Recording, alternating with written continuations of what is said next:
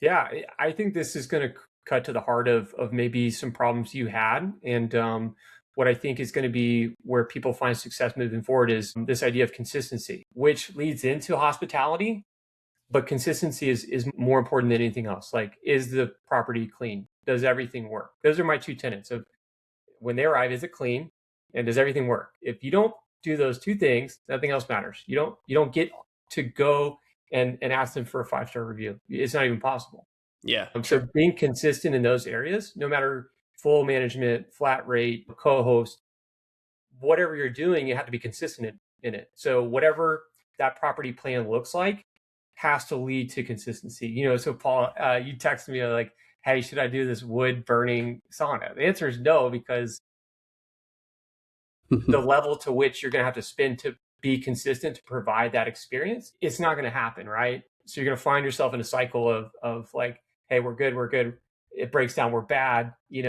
That's the cycle of inconsistency that you have to break. And I think it's me as I grow my company, that's something I'm fully aware of. Like, how do you not break that cycle? Not just for Mhm. my company, but all my clients, because that's when we let them down, is when we become inconsistent. That's what we're being paid for. So I think that's probably your experience. Yeah. And there's some data that, suggests this, if you can validate this, or we can offshoot this, where essentially it's like for every like tenth of, kind of a point on the scale of the rating, that your potential income drops a tenth of a percent, right? So if you're going to make $100,000 and you go down to a 4.9, 4.8, like those things start to like really shift. Now, there's granted some relation to that. Like, if you're at a 4.5, that doesn't mean you're necessarily going to make half. But there was some kind of like ratio or something to kind of keeping that in mind, meaning just to say that like a 5.0, 4.95 is exponentially more, beneficial than, obviously a 4.5 potentially was more like the percent you're off is then the percent within the market, right?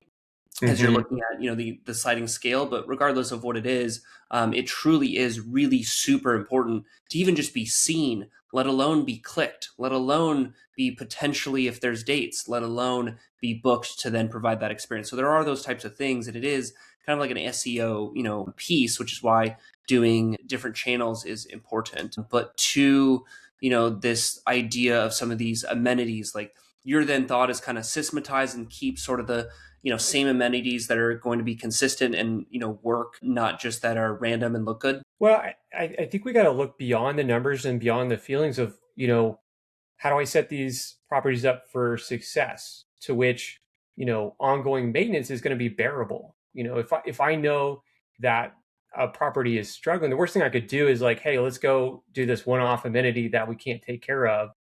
And then that's going to breed, worse reviews, all that kind of stuff. So part of it is like, what's the full cost of owning and operating a property? And we've got to bake that in. We've got to agree upon it, and we've got to execute on it.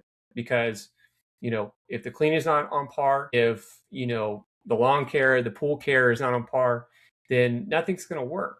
And Mhm. not only that, so then you're giving back money, you're giving concessions, you're having to refund people if the hot tub doesn't work, if the cowboy pool isn't, clean, if the sauna doesn't work, if the HVAC doesn't work, all those things are going to hit your, you want to talk about a business.